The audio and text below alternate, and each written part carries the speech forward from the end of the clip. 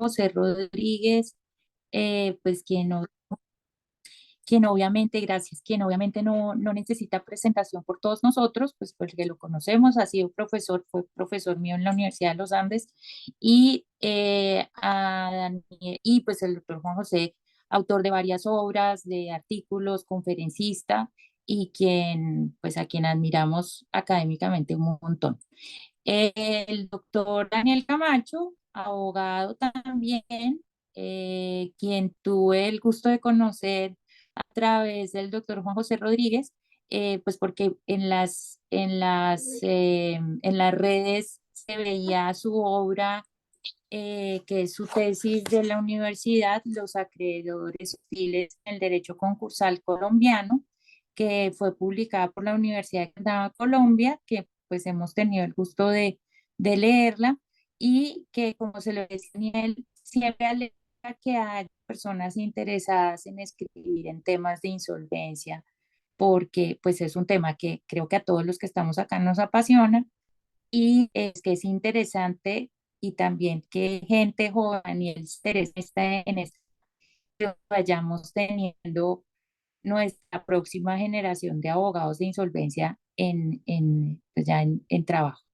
Le doy la palabra al doctor Juan, quien nos va a hacer una introducción. Posteriormente, Daniel hará la presentación de su tesis, y al final el doctor Juan José compartirá algunas conclusiones. Como siempre, los invitamos a participar. Yo haré algún tipo de comentario o reseña sobre lo que se ha comentado, y entonces damos por iniciado nuestro webinar de el acreedor hostil en el derecho concursal colombiano. Gracias, doctor Juan José, y gracias, Bueno, Daniel, y adelante.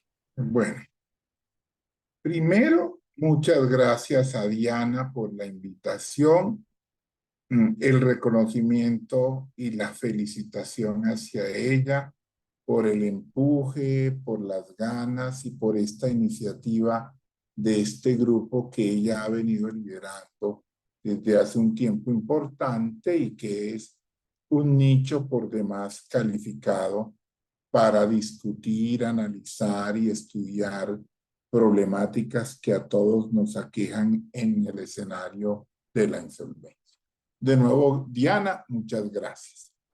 En segundo lugar, gracias a todos los presentes, veo personas conocidas, compañeros del instituto, colegas. Gracias por estar aquí, por tomarse el tiempo para conversar y para escuchar algunas ideas y preocupaciones sobre el punto.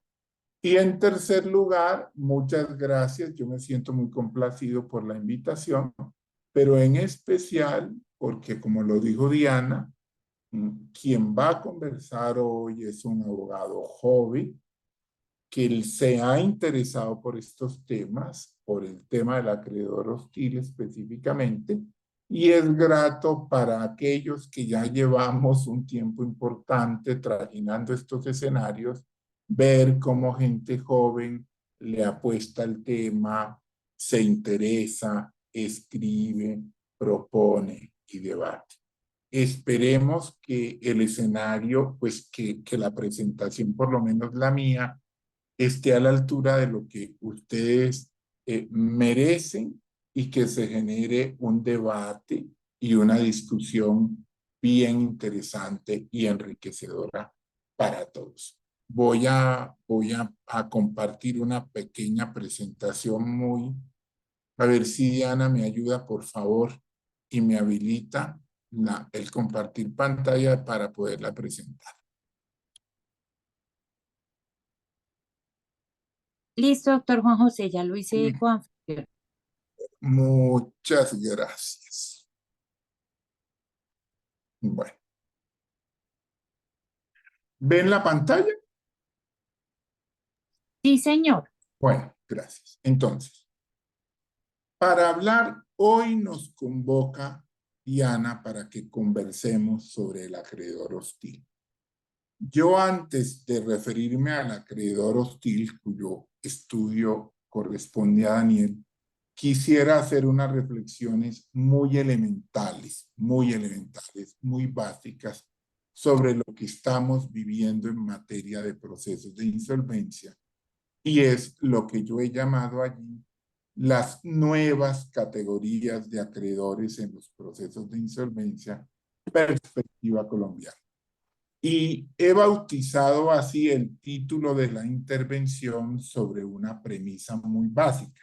Este es un tema que no es solo del derecho colombiano, como ya lo veremos, sino que de una u otra forma en el derecho comparado es por demás objeto de discusiones, polémicas y en especial de un estudio muy profundo. Si ustedes miran la presentación, allí yo traté de ser muy explícito con la idea. Ahí hay un señor que lleva un carrito con unos billetes, ahí hay otro señor que sostiene una moneda, hay una pareja que tiene un bebé, hay un inmueble, ¿verdad? Y hay otro señor que corre con una mano. Sobre esa perspectiva, ¿qué es lo que quiere identificar o poner de presente desde ya? Que los acreedores nunca van a ser iguales.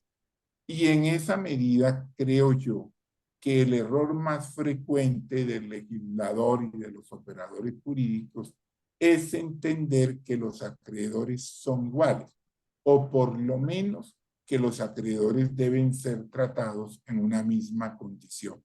Ya habrá otro debate sobre la aplicación del principio de igualdad, sobre sus excepciones, su fuerza vinculante y demás, pero aquí con este título quiero presentar esto.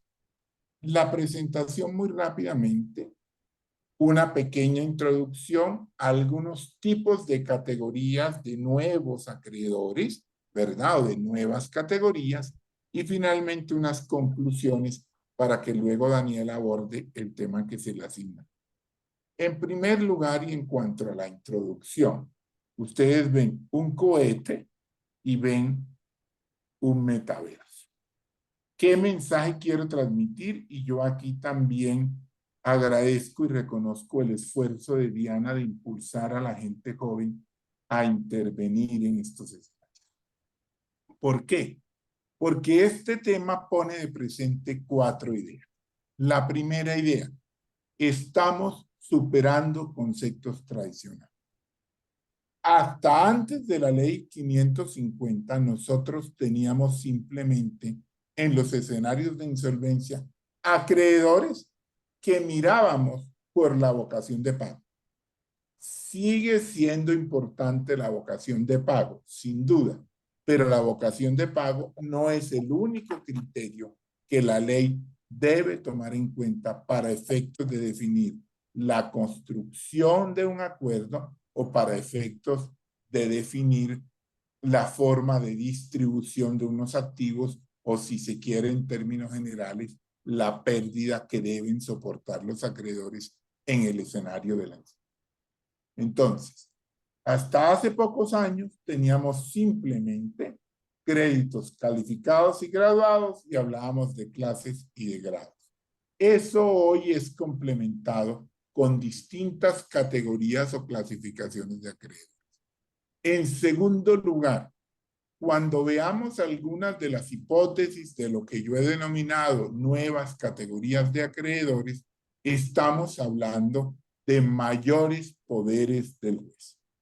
El juez de insolvencia, no solamente en el caso colombiano con base en la normatividad, no me quiero referir a la práctica, sino en la forma en que el legislador concibe al juez de insolvencia, lo dota de una cantidad de atributos que no son propios de los jueces ordinarios. Y eso no es solamente en el derecho colombiano, sino de hecho, si uno mira las recomendaciones de la CENUDMI, encuentra que hay algunas referencias específicas a los poderes del juez. Precisamente con ocasión de esos poderes que las normas le han dado a los jueces y, si se quiere, en algunos casos, un activismo judicial, se han venido construyendo algunas de estas categorías que posteriormente han venido siendo recogidas o incorporadas en la norma. En tercer lugar, debemos mencionar que este tema tiene relación con dos puntos básicos. Primer puntos básicos, las reglas de prelación, es decir, cómo vamos a atender las obligaciones del deudor insolvente. Algunas de estas categorías modifican esas reglas tradicionales de prelación de créditos. De manera que hoy una primera conclusión que podríamos expresar es que las reglas de prelación de créditos no pueden ser vistas única y exclusivamente bajo la perspectiva del Código Civil, como la veíamos en el pasado, sino que deben ser reexaminadas bajo un nuevo prisma. Y ese nuevo prisma tiene que ver con las nuevas categorías de acreedores. Esto lo explicaré en detalle adelante. Y un segundo tema que tiene que ver con el estatus creditoris. En el trabajo, Daniel se dedica, hace un esfuerzo importante por decir cuáles son los derechos básicos del acreedor. ¿A qué tiene derecho un acreedor en un escenario de la insolvencia?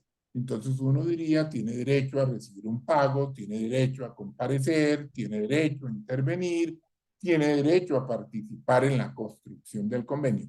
Y vamos a ver que algunas de estas categorías, por ejemplo, en la expresión del acreedor hostil, afectan el estatus creditorio. Y afectan el estatus creditoris en la medida en que o el acreedor no interviene o el acreedor de una u otra forma tiene un papel relegado o es sancionado o tiene unas consecuencias que no son las ordinarias. Y en cuarto lugar, quiero manifestar que este tema ha sido desarrollado en el derecho comparado. Se ha planteado en Colombia, por ejemplo, el tema del acreedor hostil con base en las consideraciones y en la doctrina del derecho argentino, pero los otros temas o las otras categorías a las que me voy a referir, vienen algunas del derecho alemán, vienen otras del derecho español, vienen otras del derecho anglosajón, y todas ellas han venido nutriendo una práctica en las regulaciones de insolvencia por demás. Visto esto, pasamos a lo siguiente. ¿Cuáles son algunos tipos de nuevas categorías que encontramos? La primera fue o es la categoría de acreedores internos. Para algunos muy jóvenes dirán, pero la categoría de acreedores internos pues ya existe, claro, pero la categoría de acreedores internos no existía en el derecho colombiano. La categoría de acreedores internos es, si se quiere, de reciente creación en el derecho colombiano, con ocasión de la ley 559, que suprimió los votos o el voto, o más bien, que cambió el voto del deudor persona jurídica por el deudor por los accionistas, ¿verdad? Bajo la premisa de que la ecuación voto igual no debía darse y que dependía fundamentalmente de la realidad patrimonial. No quiero entrar en detalles sobre las justificaciones que en su época se dieron y sobre el debate que se dio sobre la base de la supresión del derecho de voto a la persona jurídica, que fue cambiado o fue sustituido por el voto de los acreedores internos. Entonces, lo primero que yo veo es que esa inclusión tiene como objetivo superar el veto del deudor en los escenarios donde ambos, acreedor y deudor, votan. En segundo lugar, digamos que si uno consulta la exposición de motivos de la ley 550 y algunos pronunciamientos en su oportunidad por parte de la Superintendencia de Sociedades, llegará a la conclusión de que se establecieron límites para evitar el abuso, o más bien que se generó una simetría contractual. No se nos olvide que el acuerdo de reorganización o de reestructuración, o en términos, o una NEAR o un PRE, cualquiera que estemos hablando, es un contrato. Y en los contratos tenemos que determinar o valorar las fuerzas de cada uno de los extremos, lo que uno conoce en la jerga como la simetría contractual. Y en ese sentido, y evocando un poco lo que se decía en esa época, si el patrimonio es abundante, el deudor tendrá tantos votos como su patrimonio patrimonio lo sea, pero si el patrimonio llegara a ser negativo o deficitario, el deudor no podría tener el mismo poder. Esto es un tema de discusión sin duda. En tercer lugar, es lo que nosotros hemos visto que esa categoría es común en los procedimientos. Y es común en los procedimientos, salvo en el caso del procedimiento de recuperación empresarial. Pero digamos, si uno observa un proceso de reorganización ordinario, abreviado, una NEA, la regla general es que los acreedores internos van a tener una presencia importante y van a votar. Ahora, yo hago allí una pregunta provocadora para el debate, porque eso forma parte de esto. Las diferencias, yo siempre lo he dicho, no deben restar, todo lo contrario, deben sumar. ¿Y es posible prescindir de los acreedores internos? Por ejemplo, uno podría pensar que es posible conservar un escenario como el de la NEAR, perdón, de las PRES, donde el deudor propone y es la mayoría de los acreedores quienes consienten, sin que ni que el deudor consienta ni que los acreedores internos consientan. Ese es un tema para reflexionar, pero hoy nosotros tenemos unas categorías, una nueva categoría, que es la de los acreedores internos, sumada a unos escenarios de transparencia a los cuales me referiré más adelante. En segundo lugar, la categoría de acreedores vinculados, que también viene de la ley 550 y que es desarrollo del principio de transparencia que tiene la ley 1116. ¿En qué sentido? En que el derecho reconoce que no todos los acreedores tienen las mismas simpatías, las mismas empatías, las mismas animadversiones o, si se quiere, prevenciones frente al deudor o a su proyecto recuperatorio, y que en esa medida resulta de una u otra forma coherente darle un tratamiento especial. ¿Para qué se le da ese tratamiento especial? Y volvemos al estatus creditores. ¿Para qué?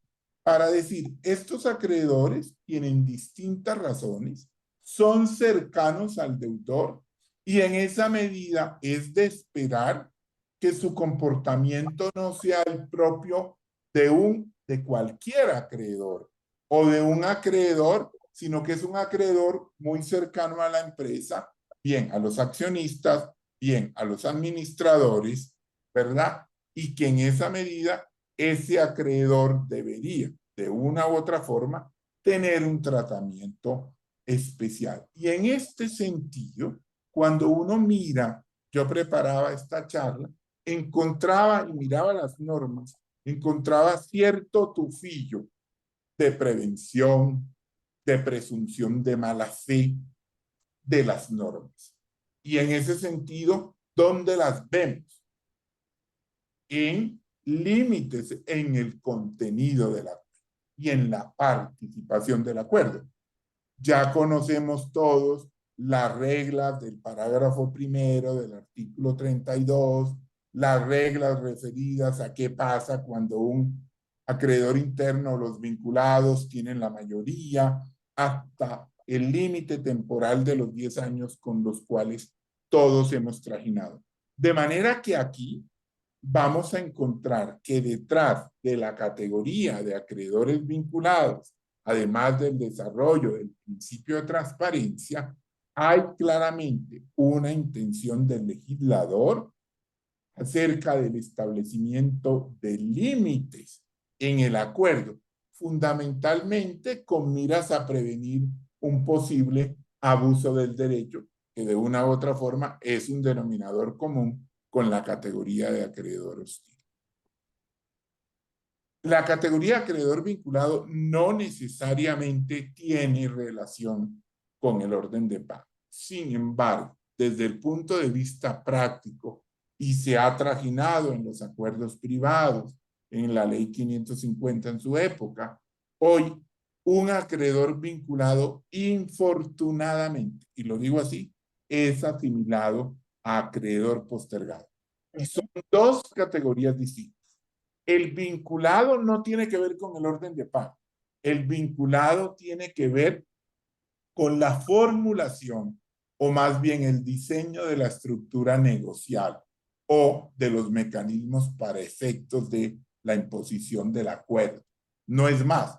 Sin embargo, en la práctica hemos visto cómo, por ejemplo, las entidades financieras le piden al deudor que postergue no solamente los acreedores que de acuerdo con la ley están llamados a ser postergados, sino también a aquellos que no lo son, lo que es una práctica que a mí no me parece adecuada. Y finalmente, y no me quiero referir a la regulación en específico, tenemos que decir que la regulación de la ley 1116 es dispersa e imprecisa.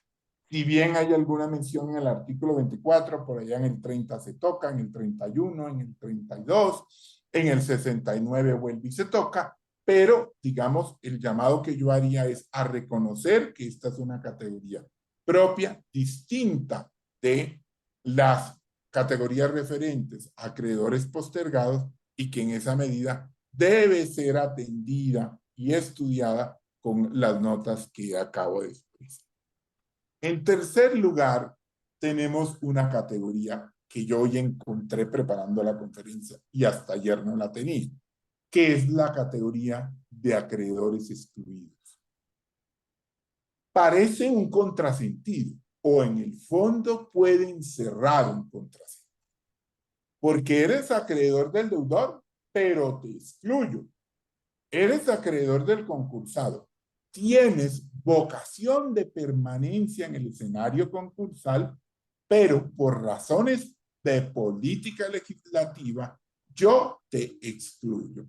Y esas razones de política legislativa se muestran, por ejemplo, en lo que padecemos hoy todos los días con las obligaciones excluidas por retenciones de carácter fiscal, descuentos y aportes al sistema de seguridad social, léase EPS, léase fondos de pensiones y léase riesgos laborales.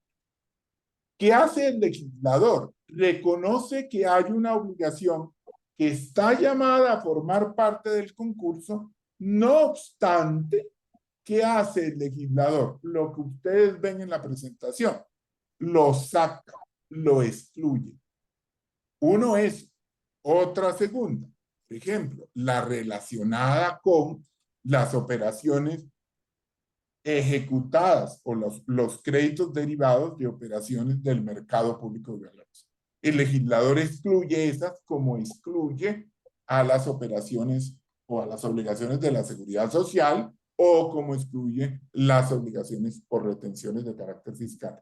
Pero fíjense que aquí, si bien hay una valoración política del legislador, cada una de esas exclusiones es mirada bajo un prisma distinto. Y no me quiero extender. El prisma de las obligaciones de la seguridad social son derechos fundamentales, protección de los trabajadores, el derecho del trabajador a gozar de un sistema de salud y a tener una pensión. Dos, el prisma del mercado público de valores es otro y es la confianza de las que debe rodear las operaciones que se ejecutan a través del mercado público de valores. Y el prisma de las obligaciones por concepto de retenciones de carácter fiscal tiene que ver con la titularidad, tiene que ver con la existencia de un tipo penal y tiene que ver con el hecho de que esos recursos, así sean fungibles, no son de propiedad del deudor. Entonces, fíjense que son tres prismas distintos. Esta valoración política del legislador, ¿en qué se traduce? En que esos créditos no se afectan por la insolvencia. Estamos reconociendo a sujetos de especial protección. Por ejemplo, tal vez el más frecuente, el tema de la regulación en materia de los créditos alimentarios. Los créditos alimentarios, por su propia condición, no están llamados a reestructurarse y están excluidos. ¿Eso qué exige? Una consagración normativa precisa, una consagración normativa específica, de manera que no podemos estar excluyendo créditos si no hay una disposición legal que de manera clara, que de manera precisa, hace el ejercicio que estoy mostrando en el gráfico. Aquí me surge una inquietud. Hoy no vamos a hablar de garantías mobiliarias, pero el diseño que utilizó la ley 1676 para crear un sistema de privilegios fue el diseño de exclusión que de una u otra forma también, no lo copió, pero es similar al parágrafo primero del artículo 55 de la ley 1116. Y yo siempre me he preguntado, ¿cuál es la filosofía de la exclusión? Sacar activos en el escenario liquidatorio que están bajo el poder físico del deudor, pero no bajo su titularidad. ¿Listo? No estamos diseñados en el ejercicio de exclusión para hablar de privilegios, para hablar de preferencias. Sin embargo, tanto el legislador en ese parágrafo como en la ley 1676, a mí me parece de manera antitécnica, lo digo con el mayor de los respetos, acude a la figura de la exclusión para tal efecto. Y aquí puse una preocupación. Tenemos un riesgo de creación por parte de los jueces constitucionales. Ahí tenemos que ser especialmente cautos, porque los jueces constitucionales, ya lo veremos más adelante, tienen o han tenido la posibilidad de excluir a acreedores. La nueva categoría que encontramos es la categoría de acreedores involuntarios. Y ustedes ven allí, uno, la tragedia del edificio Space, que es uno de los paradigmas de los acreedores involuntarios, y ven igualmente, perdón, ven igualmente el tema de la aerolínea. Lo digo por el reciente acuerdo frustrado de Viva Air, de FAS Colombia, donde sin llamarlo involuntarios, se reconocieron como involuntarios. Y aquí viene una precisión, y es que los acreedores involuntarios fundamentalmente son de creación o han sido de creación jurisprudencial. ¿Por qué?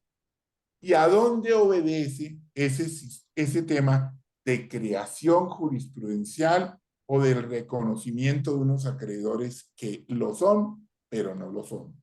Y tiene que ver con la voluntad, o si se quiere, la convicción o el deseo de volverme acreedor. No obstante, y bien ese fue la concepción tradicional de los acreedores involuntarios, y sobre esto viene otro debate por demás interesante, es de advertir que la jurisprudencia inició esos temas en los casos de responsabilidad civil extracontractual y en los casos de responsabilidad por daños al medio. No obstante, la jurisprudencia fue reconociendo que existen ciertos acreedores que pese a estar consintiendo en la formación del vínculo obligacional, no tienen por qué afrontar los riesgos propios de cualquier acreedor. Y ahí volvemos al estatus creditorio. Toda obligación supone riesgo.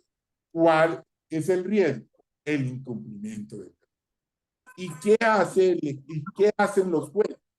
Reconocen a ese tipo de sujetos como los compradores de un inmueble destinado a vivienda, o como es el caso, compradores, hay un par de micrófonos abiertos, agradecería que lo cerrara, o los compradores de etiquetes aerolíneas para decir, yo quiero crear una relación de justicia por encima de las reglas legales. Porque si yo miro las reglas legales, son acreedores, sí, pero no está bien que ellos deban soportar el escenario de la insolvencia. Por eso ahí decimos reconocimiento de que la afectación no es igual a quien no quiso ser acreedor, a quien terminó siendo acreedor sin quererlo, pero además a aquellos que tienen involucrados derechos fundamentales. Y hoy tenemos que tomar en cuenta que hay sujetos de especial protección constitucional y uno de esos sujetos en el artículo 78 son los consumidores. Ya hemos visto todas las líneas jurisprudenciales recientes del Tribunal de Bogotá y de la Superintendencia Financiera sobre responsabilidad de las fiduciarias, que sin decirlo de manera expresa, están construidas sobre esa línea. Y finalmente, el caso de las aerolíneas, que es el más frecuente. Fíjese que a nadie se le ocurrió pensar ni en el pre de Viva Air, ni en los trámites de Ultra Air, ni en el caso de Avianca, ni en el caso de Latam, que los pasajeros, pese a ser acreedores, obvio, además son clientes, pese a ser acreedores, tendrían que entrar al escenario de la insolvencia a soportar una pérdida en los mismos términos y condiciones que los demás. Y finalmente, lo que nos ocupa hoy, el acreedor hostil. Y aquí quiero ser muy breve porque el expositor es Daniel Camacho.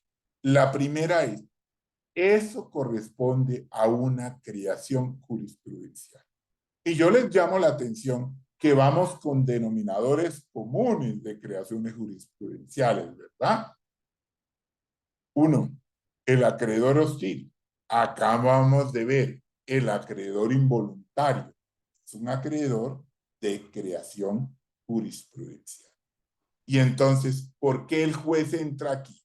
¿Qué entra el juez aquí? ¿O qué encuentra? Y digamos que la condición de acreedor hostil, a diferencia de las otras, bueno, podría tener algún parecido con los postergados bajo la premisa de que es la teoría del antiprivilegio. Pero, digamos, de una u otra forma, vamos a una sanción, porque es técnicamente una sanción. Pero es una sanción que se impone a un acreedor como consecuencia o como derivación del abuso del derecho. Artículo 95 de la Constitución, deberes del ciudadano, 830 del Código de Comercio, artículo 8 de la Ley 153 del año 85. Nadie puede o está llamado a abusar de su derecho. Y en esa medida es deber del juez reprimir cualquier conducta que sea contraria. En palabras de Luis Yocerán, y Daniel muy seguramente hará énfasis en eso, en la construcción del abuso, acerca de la disfuncionalidad. Eso pone en evidencia que el comportamiento del acreedor es disfuncional, que es un comportamiento que no es acorde con una sana práctica en la defensa del derecho de crédito, que va más allá de una sana práctica en la defensa del derecho. Y en esa medida, el legislador concluye diciendo, vamos a sancionar a ese acreedor afectando el estatus creditor. ¿Y cómo afectamos el estatus creditor? De dos formas. Uno, le suprimimos el derecho de voto en la construcción del acuerdo, por ejemplo. O dos, lo vamos a postergar. En cualquiera de los dos casos, estamos hablando de sanción. Uno, usted en principio tiene derecho a formar parte de ese contrato, pero yo se lo voy a suprimir. Y dos, usted tiene derecho, no sé, usted tiene derecho a ser pagado en la clasificación que la ley le da. No obstante, como consecuencia del abuso, yo voy a postergar el.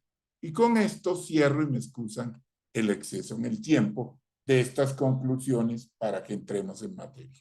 Lo primero es, las nuevas categorías de acreedores implican claramente una supresión de los denominados criterios tradicionales. Okay. En segundo lugar, es lo que pone de presente, que estamos frente a un derecho concursal en movimiento. No lo digo solo por la pandemia, no. El derecho concursal todos los días, y aquí esta no es una frase mía, sino una frase del profesor Ángel Rojo, es un derecho que siempre está en construcción. Y es un derecho que siempre está en construcción en la medida que la materia de la cual se ocupa es una materia que siempre está en movimiento. Por esto digo, estas nuevas categorías imponen un derecho concursal en movimiento. En tercer lugar, estamos frente a un refrescamiento, gracias a Dios, a un remozamiento, a una nueva óptica, que nos concluye al final, y esta es la conclusión, a una invitación a todos nosotros, a los que trabajamos más en la academia, a los que trabajan menos en la academia, a los profesores, a los estudiantes, a los operadores, al juez del concurso, a quienes intervienen en las fases de asesores de deudor o fases de acreedores, a seguir estudiando, porque muy seguramente estas nuevas categorías de acreedores se van a seguir presentando, porque el derecho siempre está en movimiento, porque la realidad social también está en movimiento y exige de una u otra forma estar acorde con ella. Y termino con una frase que no es mía, es del profesor Jairo Parra Quijano y de la doctrina argentina. Y es un llamado frente a estas categorías. Y es que el juez no puede ser fugitivo de su tiempo. Cierro comillas. Muchas gracias, Diana, por la invitación, a ustedes por la asistencia y dejo planteadas algunas ideas y algunas preocupaciones relacionadas con el tema. Voy a proceder a dejar de compartir la pantalla y apagar la cámara y silenciar el micrófono. Gracias, doctor Juan José. Ahora, al final, yo ya anoté algunas cosas acá para compartir, pero le damos la palabra a Daniel para que nos comente sus ideas, pues que quedaron plasmadas en la tesis, pero queremos oírlo de viva voz. Muchas gracias, doctor Juan José, y bienvenido, Daniel. Bien, muchísimas gracias. ¿Me escuchan bien? Bien. Eh, Muy buenas tardes para todos. Es un gusto para mí acompañarlos esta tarde en este webinar sobre el acreedor hostil en el derecho concursal colombiano. Aprovecho la oportunidad para agradecerle a la doctora Diana por la invitación y para enviarle un saludo a todas las personas que se conectaron. Espero que disfruten de las siguientes reflexiones. Me voy a permitir compartir pantalla. Le solicito a la doctora Diana que me habiliten, si es tan amable.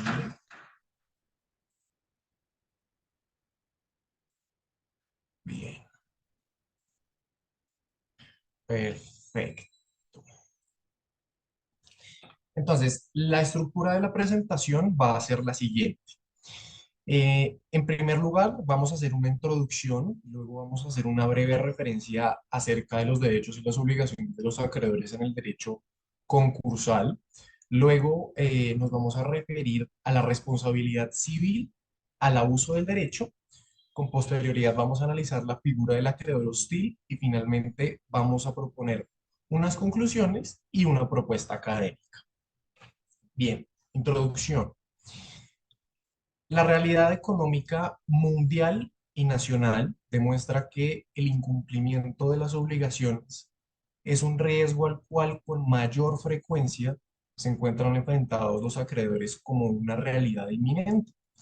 Y ello impone que los acreedores deban proteger sus intereses patrimoniales al interior del concurso a través de todas las prerrogativas que el ordenamiento jurídico les proporciona para tal efecto.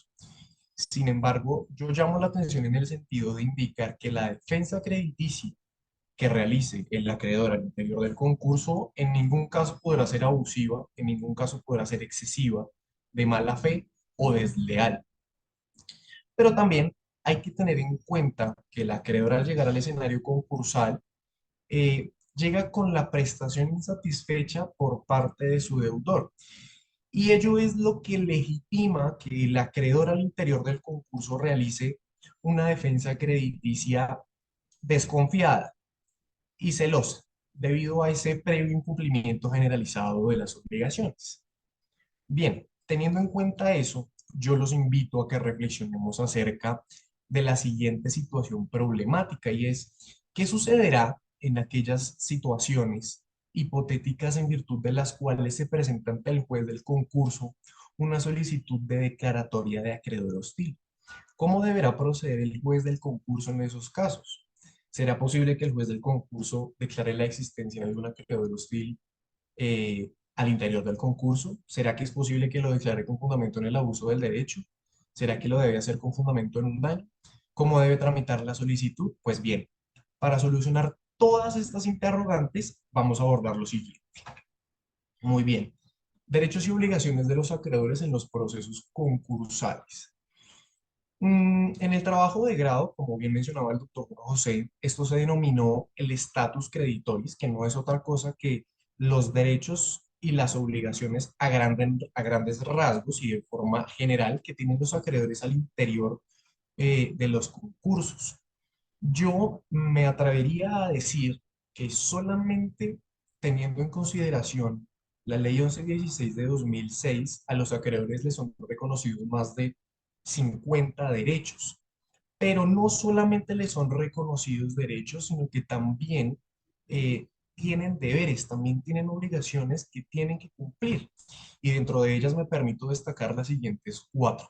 El primero es ejercer sus derechos conforme a su institución, espíritu y finalidad. En segundo lugar, actuar oportunamente en el trámite concursal. En tercer lugar, dar aplicación a los principios de la Ley 1116. Y finalmente, dar cumplimiento a la carga de la prueba. Bien,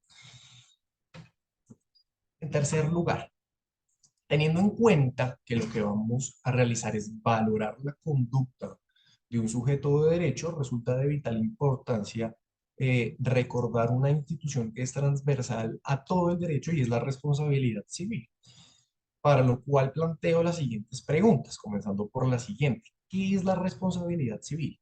La responsabilidad civil consiste en la obligación de reparar el daño que se causa de forma injustificada frente al derecho. Es decir, la responsabilidad como tal es una obligación, es la obligación de reparación y eso es trascendental. ¿Cuáles son las funciones de la responsabilidad civil? Bien, esencialmente es una y es la función reparadora, la función de reparar el daño y nada más que el daño.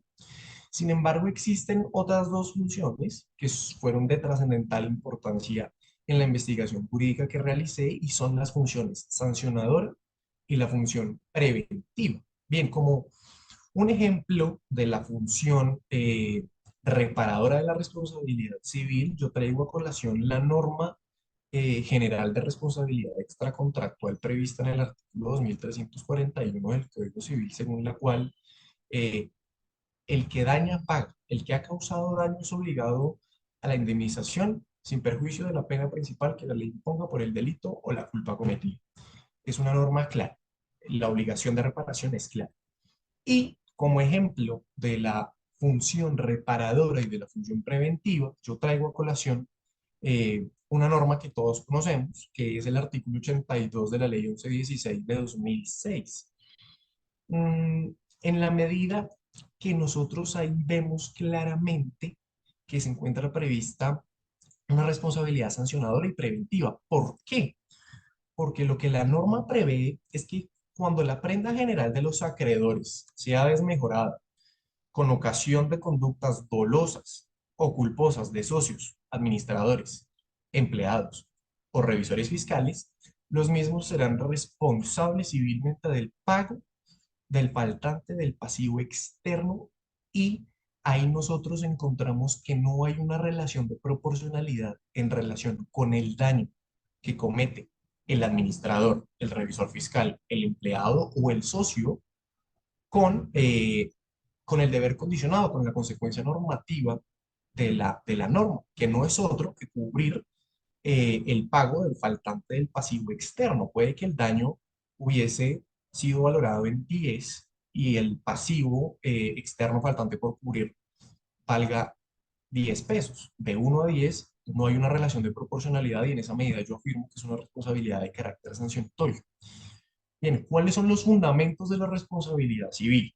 Esencialmente son dos, es un fundamento subjetivo y por otro lado un fundamento objetivo. Cuando hablamos del fundamento subjetivo, la culpa entra en juego, mientras que cuando hablamos de un fundamento objetivo, la culpa no va a entrar en juego. Es posible declarar responsabilidades objetivas eh, por comportamientos completamente lícitos frente al derecho. Ahora bien, ¿qué es la culpa?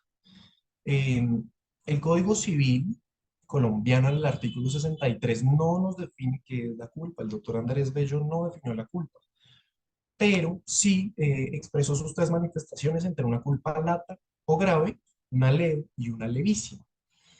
Pero si uno quisiera llegar a definir qué es la culpa, uno lo que tendría que decir es que es un juicio de reproche que se hace respecto de una conducta, teniendo en cuenta dos puntos de vista. Un punto de vista abstracto y un punto de vista concreto. Cuando uno valora la culpa desde un punto de vista abstracto, que en latín se ha denominado diligentia diligentis, implica valorar el comportamiento cotejándolo con un parámetro de conducta socialmente aceptado, como lo ha sido el buen hombre de negocios o el buen padre de familia. Y por otro lado, valorar la culpa desde un punto de vista concreto implica valorar el comportamiento, desde la conducta del mismo deudor. Y ahí uno tiene que preguntarse tres cosas fundamentalmente. ¿Qué tan imprudente fue? ¿Qué tan negligente fue? ¿Y qué tan imperito fue? Ahora bien, ¿en qué escenario es posible declarar responsable civilmente a un sujeto de derecho? Solamente será posible declarar responsable a un sujeto en Colombia siempre y cuando se acrediten los tres elementos de la responsabilidad civil, los cuales no son otros que el daño, el fundamento y el nexo de causalidad. Muy bien. Ahora, en relación con el abuso del derecho, el abuso del derecho es un principio general del derecho. El artículo 230 de la Constitución Política se encarga de establecer claramente que los principios generales del derecho son fuentes auxiliares de la actividad judicial y yo quisiera destacar que cuando los principios generales del derecho han sido utilizados por la Corte Constitucional para fundamentar sus decisiones devienen en obligatorios. Llegados a este punto, también es de trascendental importancia recordar los estudios del doctor Robert Alexis, según el cual los principios generales del derecho son mandatos de optimización, es decir, son directrices abstractas, universales e irradiantes de todo el sistema jurídico que ordenan que algo se haga en la mayor medida posible. Y finalmente, los principios generales del derecho tienen dos funciones, que es una función integradora y es una función interpretativa. Y ahora bien, en relación con el concepto del abuso, como bien lo mencionaba el doctor Juan José hace un momento, el abuso del derecho consiste en la disfuncionalidad, en la extralimitación, en el ejercicio de determinada prerrogativa subjetiva atribuida a un sujeto de derecho. Para ello debemos tener en cuenta que todos los derechos que le son reconocidos a una persona son relativos. No existen hoy en día derechos absolutos, ni siquiera en tratándose de las prerrogativas subjetivas más individuales como el derecho de dominio. Incluso el derecho de dominio admite limitaciones y por ende es un derecho relativo. Es por ello que los derechos hoy en día están concebidos como un derecho función y están destinados a cumplir una función al interior de nuestra sociedad.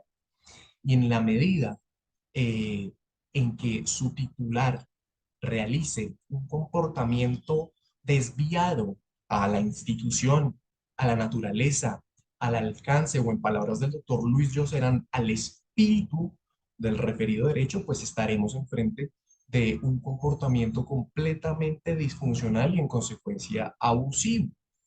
Sin embargo, eh, este concepto del abuso del derecho no siempre fue así, en la medida que con anterioridad se aplicó la teoría subjetiva, en virtud de la cual el concepto del abuso se refería a la intención malvada, al comportamiento culposo o al comportamiento doloso. Sin embargo, esa tesis fue descartada gracias a los estudios del doctor Luis Lloserán y hoy en día aplicamos de forma tajante la teoría objetiva, según la cual el abuso se encuentra en la disfuncionalidad, en el ejercicio del derecho, lo reitero porque es muy importante.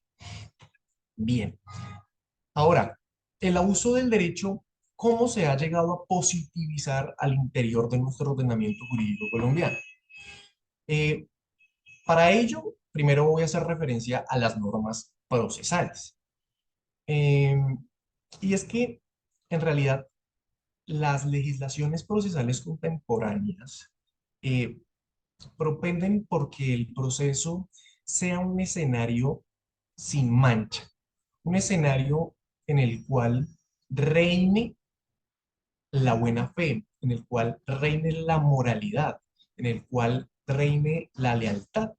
Y es por ello que el capítulo quinto del Código General del Proceso, a partir del artículo 78 hasta el 81, se encargan de regular los deberes y las responsabilidades de las partes y sus apoderados. Y yo destaco un artículo que fue de trascendental importancia en la investigación jurídica y es el artículo 78, que establece que son deberes de las partes y sus apoderados proceder con lealtad y buena fe en todos sus actos. Como ustedes bien pueden ver, es la primera regla que establece el artículo 78.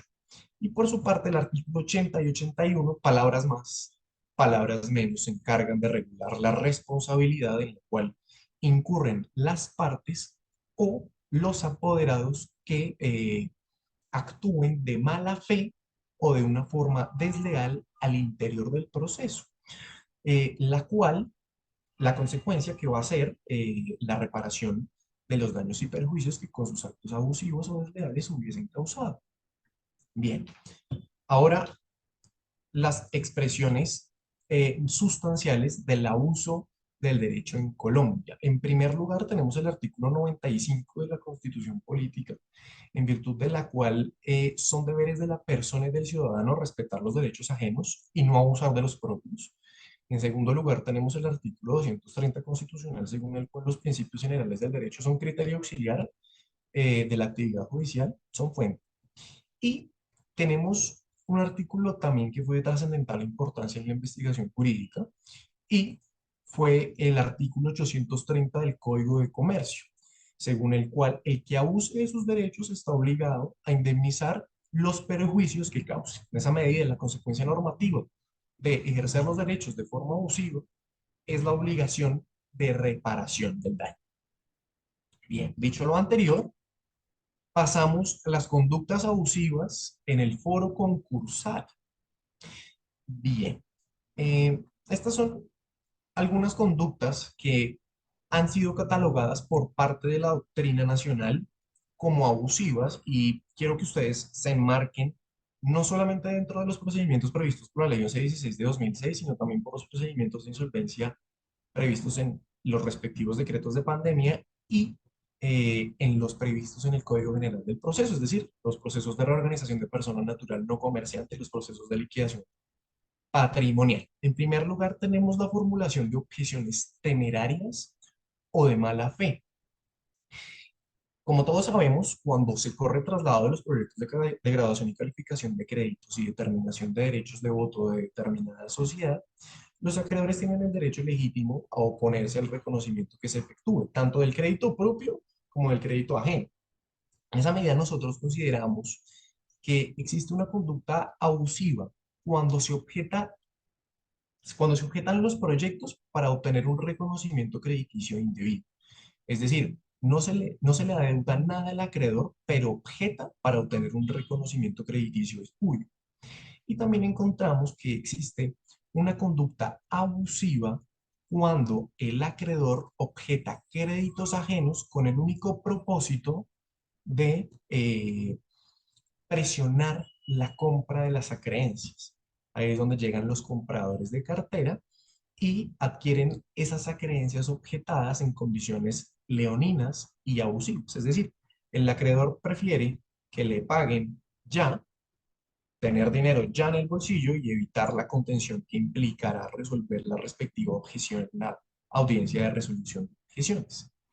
En segundo lugar, tenemos ejercitar los derechos procesales acompañantes de forma contraria a las finalidades de la Ley 1116 de 2006 y el Código General del Proceso. Los derechos procesales acompañantes que yo clasifiqué en el trabajo de grado fueron el derecho procesal acompañante a recurrir, objetar e incidentar.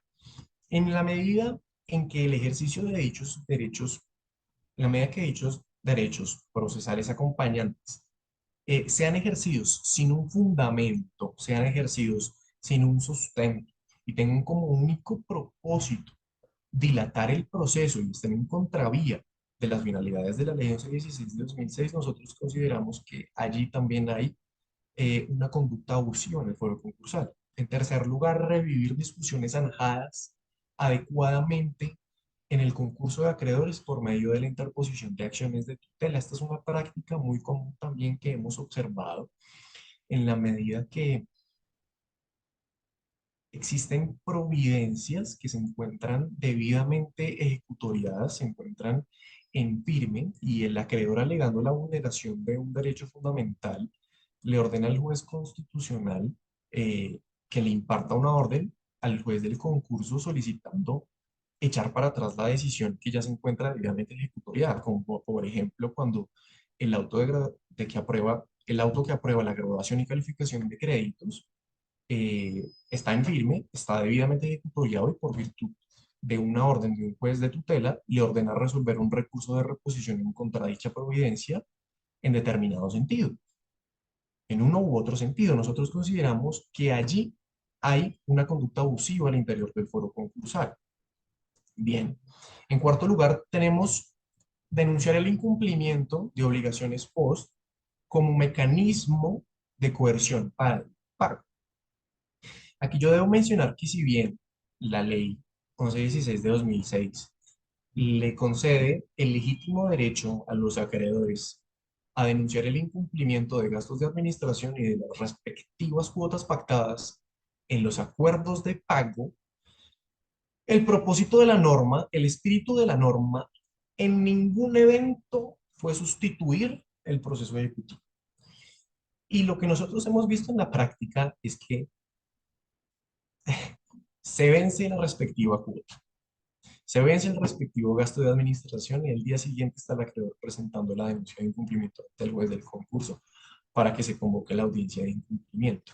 Entonces, nosotros ahí encontramos una clara conducta abusiva en el foro concursal. Reitero, el propósito de la norma no es y no será sustituir el proceso ejecutivo propiamente dicho, sino buscar soluciones amistosas y negociadas entre deudor y acreedor. Y en quinto lugar, en ocasiones hemos visto que los acreedores presentan reclamaciones crediticias respecto de obligaciones respecto de las cuales no es posible obtener prueba de pago porque son obligaciones de hace más de 10 años. Y nosotros consideramos que esa es una conducta que también es abusiva al interior del foro concursal en la medida que el artículo 60 del Código de Comercio le obliga a los comerciantes a guardar sus libros y sus papeles por un término de 10 años. Y en esa medida, exigirle al deudor que acredite el pago de una obligación extinta hace más de 10 años resulta completamente abusivo. Bien. Ahora, el concepto del acreedor hostil. Para hablar del concepto de acreedor hostil, primero debemos hacer referencia a la etimología de la palabra hostilidad. La palabra hostilidad proviene del latín hostilitas, que significa una cualidad relativa al enemigo o al contrario. Y la RAE indica que la palabra hostilidad se refiere a un adjetivo de contrario o enemigo.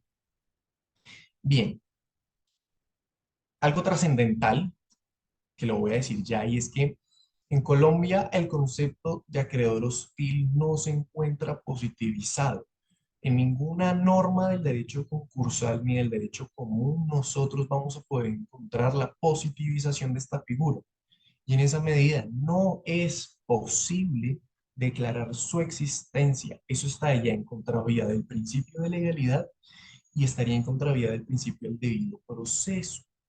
De hecho, el desarrollo de la figura en Colombia ha sido muy poco. El desarrollo en realidad de la figura lo ha tenido en la jurisprudencia, la doctrina y las legislaciones del sur del continente, de países del sur del continente, específicamente Uruguay y Argentina. En Argentina mencionan que el acreedor hostil es aquel acreedor que motiva su actuación en intereses propios, contrarios al del resto de acreedores, que abusa de su posición en perjuicio del resto y responde a un interés propio dirigido a frustrar el acuerdo colectivo en forma disfuncional a los intereses del concurso. Bien, teniendo en cuenta lo anterior, nosotros tenemos que la definición de la palabra, del concepto de la figura de acreedor hostil es un acreedor que teniendo un derecho subjetivo transgrede las barreras del derecho para ejercitarlo o que omite su deber de actuar de manera leal sobrepasando los derroteros jurídicos obligacionales. Bien, dicho lo anterior, analicemos cuáles han sido las consecuencias normativas negativas, que yo lo denominé así en el trabajo de grado, que se pretenden imponer a aquellos acreedores hostiles o que hubiesen abusado de sus derechos al interior del concurso. La primera consecuencia normativa negativa es la exclusión del derecho de voto. En relación con la exclusión del derecho de voto, debo mencionar que se trata de una sanción, de un deber condicionado, de una consecuencia normativa, en virtud de la cual se le imposibilita a determinado acreedor para celebrar en la votación del acuerdo de pagos de su deudor a efectos de conformar las mayorías necesarias para celebrar el respectivo acuerdo de pagos. Llegados a este punto, yo tengo que hacer una precisión y es que no es que el crédito de el acreedor excluido no se vaya a pagar. Lo que pasa es que el acreedor excluido no va a poder participar en la votación del respectivo acuerdo. Sin embargo, la exclusión del derecho de voto en derecho colombiano es una figura que tampoco se encuentra positivizada y en esa medida resulta ilegítimo, resulta violatorio con el principio al debido proceso y al principio de legalidad que un juez de la República excluya de la votación a cualquier acreedor bajo cualquier circunstancia. Sin embargo, la exclusión del derecho de voto sí ha tenido un desarrollo en el derecho comparado y es el artículo 45 de la Ley de Concordatos y Quiebras de Argentina, según el cual se excluye del cómputo al cónyuge los parientes del deudor dentro del cuarto grado de consanguinidad, segundo de afinidad o adoptivos, consanguinidad, de consanguinidad, segundo de afinidad o adoptivos y sucesionarios dentro del año anterior a la presentación. Tratándose de sociedades, no se computan los socios, administradores y acreedores que se encuentran respecto de ellos en la situación del párrafo anterior. La prohibición no se aplica a los acreedores que sean accionistas de la concursada, salvo que se trate de controlantes de la misma. De la literalidad de la disposición, ustedes podrán encontrar que, por así decirlo, un sujeto activo de dicha disposición no es el acreedor hostil y tampoco es el acreedor que actúe de forma abusiva frente al derecho. En esa medida es de vital importancia traer a colación un estudio de la doctora Lidia Weiser, una abogada argentina, que afirma que la aplicación de esta norma se puede dar de forma analógica para excluir el voto de determinados acreedores, como por ejemplo el del acreedor hostil.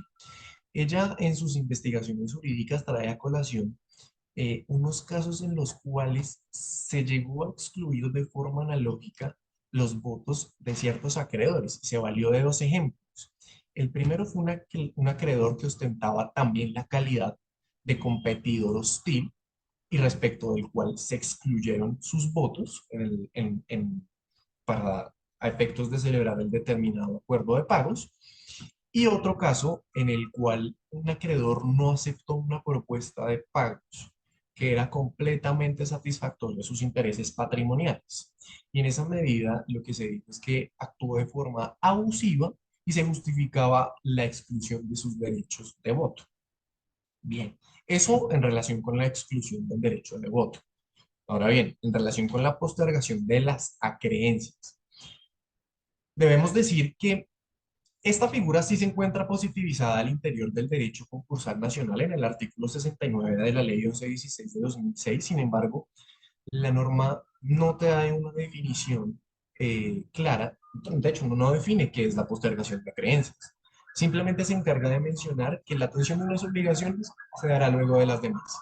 Entonces, si uno quisiera proporcionar una definición de postergación de acreencias, uno lo que tendría que decir es que es una institución de carácter legal en virtud de la cual el pago de unas acreencias se producirá luego de otras. Es decir, su cumplimiento se va a posponer. Su cumplimiento se dará de últimas. Tendrán que hacer la respectiva fila. Y respecto de dichas acreencias, no se van a aplicar las reglas previstas en el Código Civil acerca de la prelación de pagos. Bien. Ello en cuanto a la postergación de las acreencias. Bien. Teniendo en cuenta lo anterior, eh, analicemos las siguientes conclusiones. Un problema jurídico que planteé en la investigación jurídica que fue el siguiente. La declaratoria de acreedor hostil por parte del juez concursal se puede fundamentar en el abuso del derecho o en la existencia de un daño.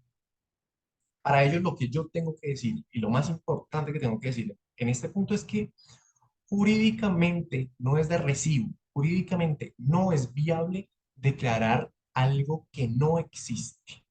Hoy en día, no es posible declarar la existencia de un acreedor hostil. No se puede. Sin embargo, atención a lo siguiente. Con fundamento en el artículo 95 de la Constitución Política de Colombia y por virtud del artículo 78 del Código General del Proceso, el juez del concurso sí podría llegar a declarar la existencia de una conducta abusiva, desleal o de mala fe. Y ahora bien, ¿qué es lo máximo que podrá llegar a hacer el juez del concurso cuando declare la existencia de una conducta abusiva, desleal o de mala fe? Lo máximo que podrá llegar a hacer el juez del concurso será la imposición de una multa tasada en unidades de valor tributario. Y lo cierto es que la multa que impone el juez del concurso en contra de determinado acreedor representa una declaratoria de responsabilidad, pero en su faceta preventiva. Y al declarar una existencia de responsabilidad, debemos manifestar y ser categóricos en el sentido de indicar que el estudio de la responsabilidad solamente puede iniciar con la acreditación del daño. En esa medida, la declaratoria de una conducta abusiva, desleal y de mala fe no se puede justificar únicamente en una conducta abusiva, sino que por el contrario, será necesario acreditar la existencia de un daño cierto y personal, su respectivo fundamento y el nexo de causalidad. Ahora bien, el daño puede ser una consecuencia del abuso del derecho, pero eso ya es otro tema. Ahora bien, en relación con las conclusiones sustanciales, aquí lo primero que tengo que decir es que la ley le reconoce una gran multiplicidad de derechos a los acreedores al interior de los concursos. Y en la medida en que dichos derechos sean ejercitados por parte de los acreedores de conformidad con su espíritu, de conformidad con su naturaleza, de conformidad con su alcance, uno no podrá aseverar bajo ninguna circunstancia que se está actuando de una forma abusiva. Ello en primer lugar. En segundo lugar, la declaratoria de un acreedor abusivo, desleal o de mala fe se someterá a un régimen de responsabilidad subjetivo de culpa probada, en virtud del cual se debe acreditar la existencia del daño, su fundamento y el nexo de causalidad. Y por su parte, el acreedor en contra del cual se promueva la solicitud de declaratoria de acreedor abusivo, desleal o de mala fe, se podrá eximir de responsabilidad solamente acreditando una ausencia de culpa o una causa extraña. En tercer lugar,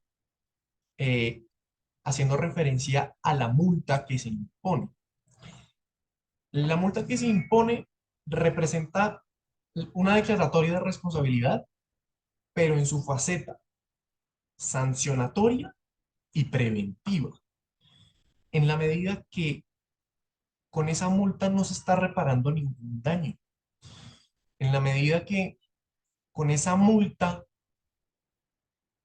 no se le reconoce a favor de de ninguna víctima al interior del proceso concursal, sino que es una multa que se impone a favor de la respectiva autoridad competente del trámite de insolvencia respectivo.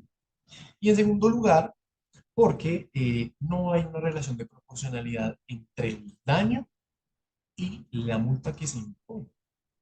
Y en cuarto lugar, ello no quiere decir que el acreedor o que el sujeto interviniente, parte o tercero en el trámite concursal no pueda perseguir la reparación del daño, pero ello será algo que deba tramitarse ante la jurisdicción ordinaria. Tendrá que demandar ante un juez ordinario en un proceso verbal para pretender la reparación del daño causado.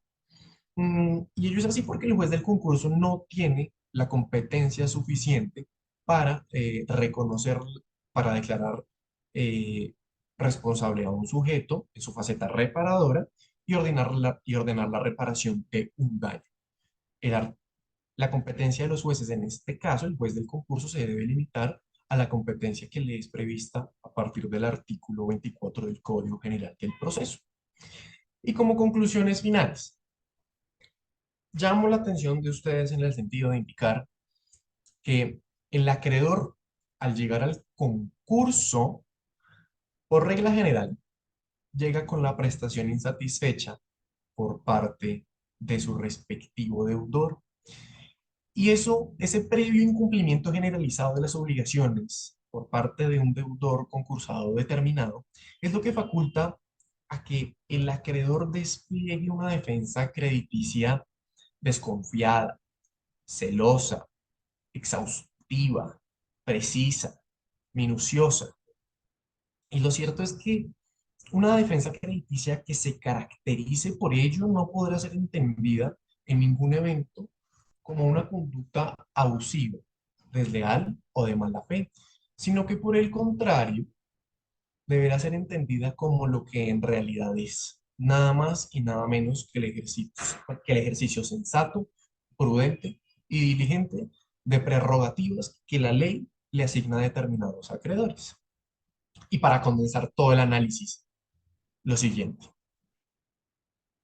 La declaratoria de existencia de una conducta abusiva, desleal o de mala fe al interior de un proceso concursal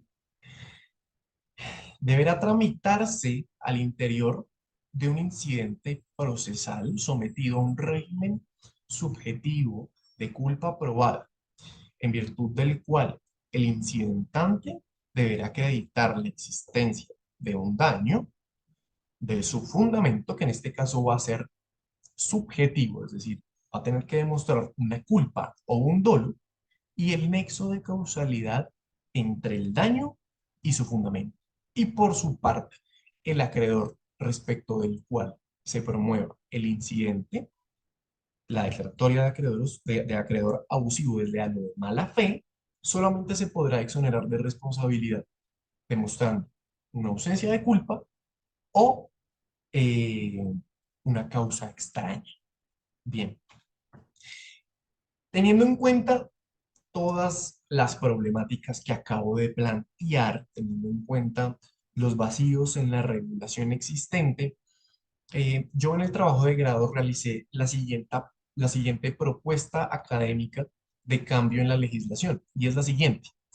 El acreedor que despliegue actuaciones sustanciales o procesales contrarias a las finalidades del régimen concursal, generando con ello daños y perjuicios a los intervinientes de un proceso de insolvencia, sin perjuicio de la responsabilidad derivada de su conducta abusiva, será declarado por el juez del concurso como un acreedor hostil. Se excluirán los votos con los cuales cuente efectos de determinar las mayorías exigidas por la ley para celebrar el acuerdo de reorganización o de adjudicación. Se postergará el pago de sus acreencias e incurrirá en multa de 789,4 a 5.262 unidades de valor tributario. Bien, con esto finalizo la exposición. Espero que les haya gustado y le doy el uso de la palabra a la doctora Diana y voy a proceder a dejar de compartir pantalla. Hola Daniel, muchísimas gracias por la claridad de la explicación. Yo tenía algunos apuntes a lo que comentó el doctor Juan José y a lo que tú nos has compartido. Igual si alguno de los participantes quiere comentar o preguntar algo al respecto, pues bienvenido.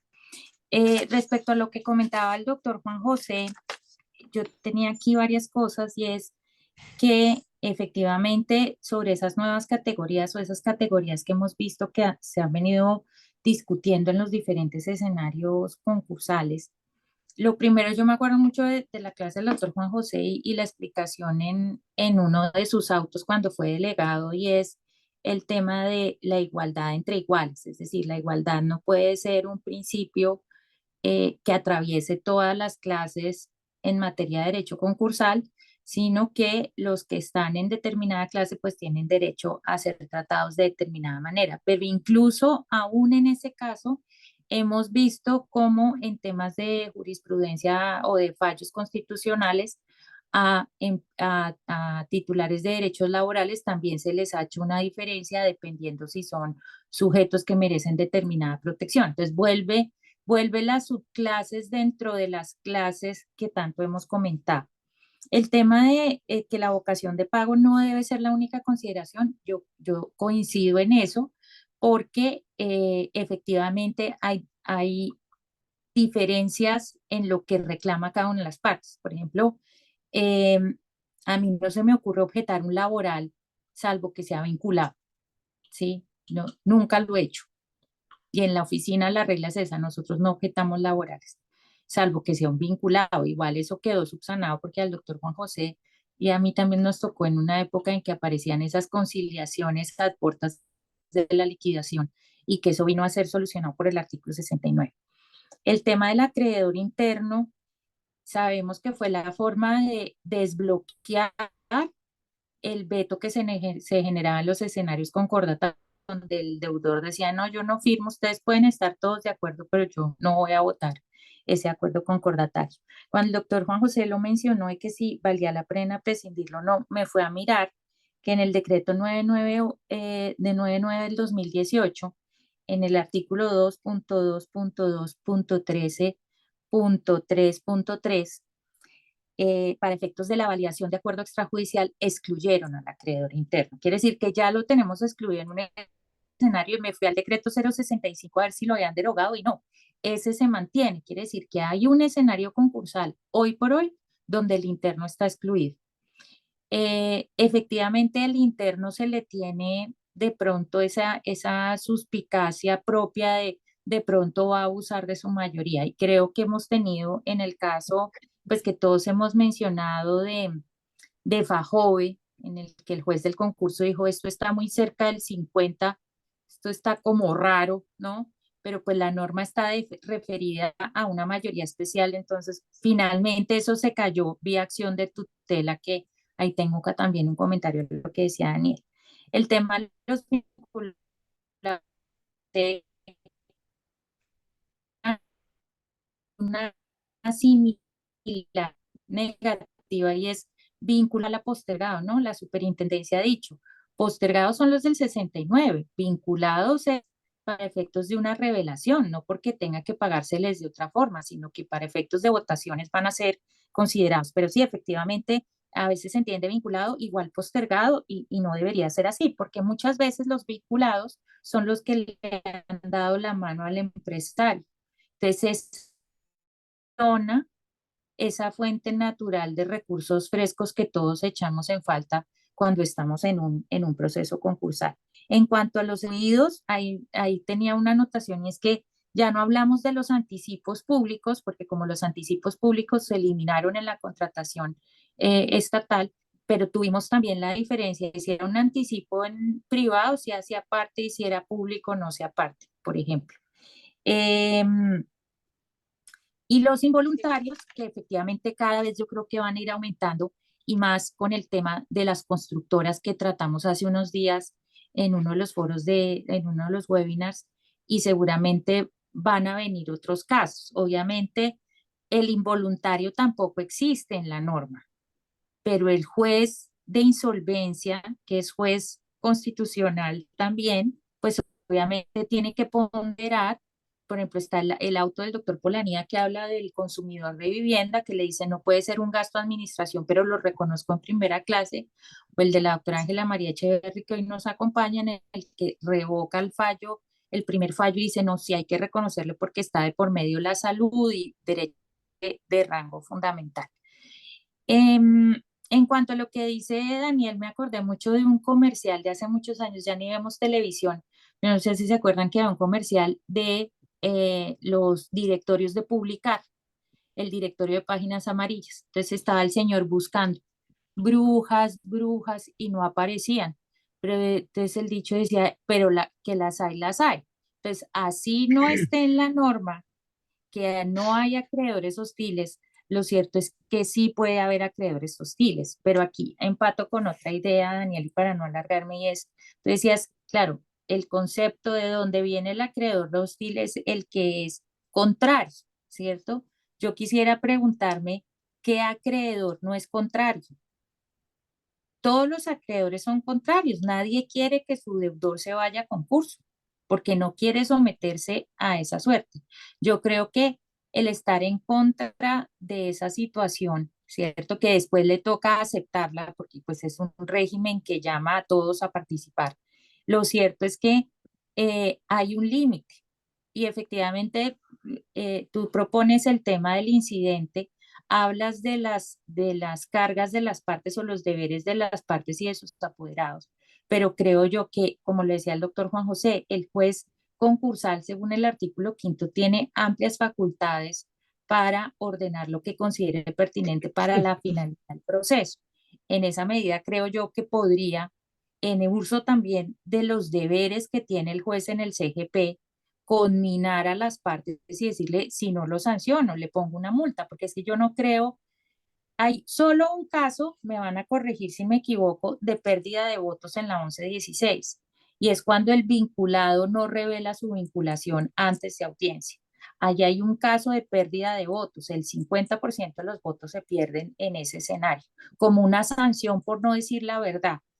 Efectivamente, si lo va a sancionar, eh, la sanción yo creo que no podría ser la pérdida de votos, porque como sanción debería ser expresa, pero sí puede ser que la sanción sea a través de los deberes de las partes y los poderes del juez, que es una sanción de llamarlo al orden, decirle no más, es suficiente, ¿sí?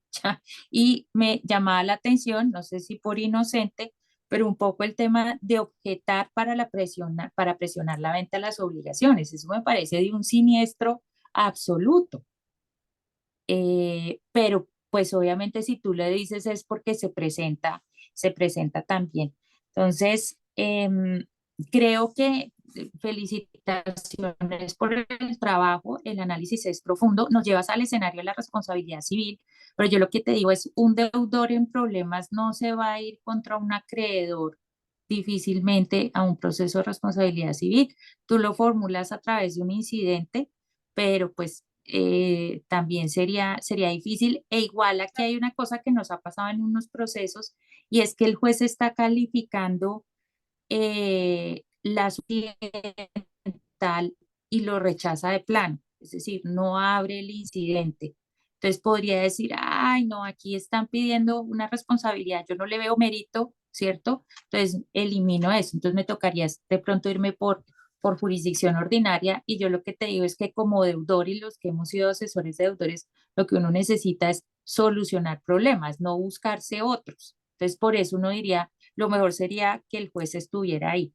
Y el tema del juez del concurso, sobre las tutelas, el tema de las tutelas, si nosotros, y esto ha sido una crítica mía reiterada pero respetuosa, ¿cierto? Si no pasaran las cosas que a veces pasan, no necesitaríamos acudir a las acciones de tutela para tratar de enmendar ciertas inconsistencias en los fallos.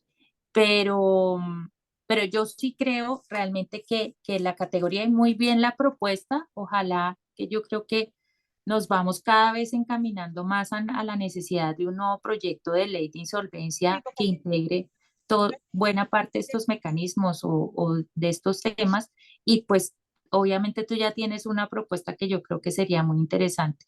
Los casos que cita la doctora Lidia Weiser en su texto que es un libro de hace unos años, es efectivamente en competidores, ¿no? En competidores que creo que era una doctora que era Telefe, que se presenta un competidor a votar y tenía una mayoría importante y pues no le interesa que su competidor subsista. Nosotros tuvimos un caso parecido, lo que pasa es que no tenían tantos votos, pero sí eran competidores, ¿no? Incluso nos pidieron las bases de datos. Cuando objetaron, nos pedían las bases de datos de los clientes del deudor. Entonces, creo que para completar y agradeciendo al doctor Juan José el habernos compartido ese ejercicio de, oiga, cuáles son los acreedores diferentes dentro de los cuales está la categoría de hostiles, pero también el ejercicio que ha hecho Daniel, que es muy valioso, y que con esto también los invitamos y a quienes participamos en estos foros a que vayamos abriéndole cabida a nuestros jóvenes abogados que les gusta la insolvencia, porque yo creo que pues el futuro es de ustedes, ¿no? No de nosotros. Entonces, muchísimas gracias a los dos y no sé si alguien tiene algún comentario o alguna pregunta para hacer de los que están participando. Doctor Juan José. No, yo de nuevo te doy las gracias por el espacio y reconocer que estos espacios son vitales y necesarios en la actividad profesional y en especial en la actividad académica. Nosotros, infortunadamente, a diferencia de otros escenarios que tú conoces como el argentino, donde son muy activos en estos espacios, pues no solemos ser.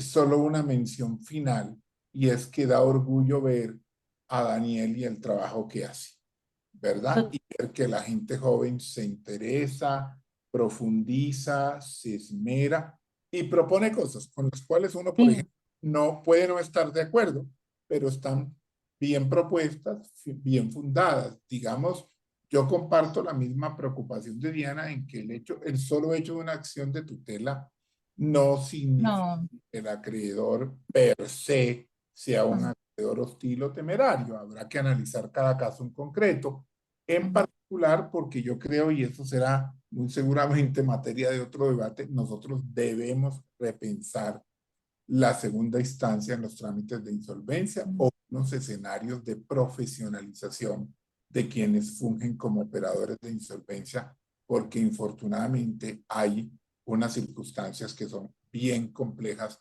en el ejercicio profesional hoy y que de una u otra forma pues son las causantes de que haya tantas acciones de tutela, ¿verdad? De acuerdo. Entonces, no es más, yo creo, no tengo nada más que agregar al trabajo de Daniel, sino nuevamente felicitarlo a él y darte las gracias, Diana, por el No, espacio y a todos por haber tenido la paciencia de escuchar. Creo que ella no, tiene la mano levantada. alguien levantó la mano, no veo aquí. Karen Rodríguez, creo que es. Karen,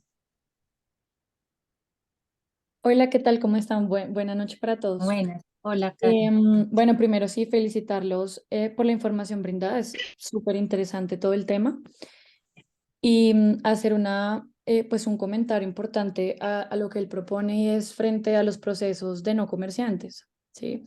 Porque sé que siempre nos basamos en estos foros mucho hacia el comerciante, hacia la superintendencia de sociedades, pero mientras él hablaba de las conclusiones, había algo súper importante y era que él decía el juez del concurso, el juez del concurso. Y en estos casos, por ejemplo, de los no comerciantes, como se van ante notarías, digamos que, por ejemplo, en la negociación, lo que son notarías y centros de conciliación, pues ellos, digamos que su competencia es muy limitada. Y, por ejemplo, yo que trabajo pues gran parte en esa área, los conciliadores se limitan demasiado a hacerle siquiera comentarios al acreedor y asimismo hacia el deudor. Entonces, sí es importante ver, por ejemplo, en ese campo cómo se podría llevar, porque las objeciones son taxativas, ¿no? O sea, dice específicamente 3 causales taxativas. Podríamos irnos con controversia, quizás, y el juez competente sería el juez municipal, y el juez municipal podría rechazarme porque nada tiene que ver con la insolvencia, quizás en este caso, la responsabilidad o la sanción que yo quiera darle. Entonces, pues súper importante toda la temática y principalmente, pues sé que se aplica a 1116, que es lo que más trabajamos como ante la Superintendencia de Sociedades, pero sí quería hacer ese comentario frente a, bueno, en todo caso sí es importante hacer el análisis completo del régimen de insolvencia teniendo en cuenta también al no comerciante. Entonces, pues también como tener un poco ese análisis también hacia esa parte para que en realidad sí se pudiera aplicar, o sea, dar una aplicación porque el acreedor hostil está en ambos campos. Sí, el acreedor hostil puede estar ante la Superintendencia de Sociedades como puede estar aquí diciéndome sí o sí págueme en 30 meses o no le voto positivo, pero no tengo cómo pagarle, si no pues la mando a liquidación.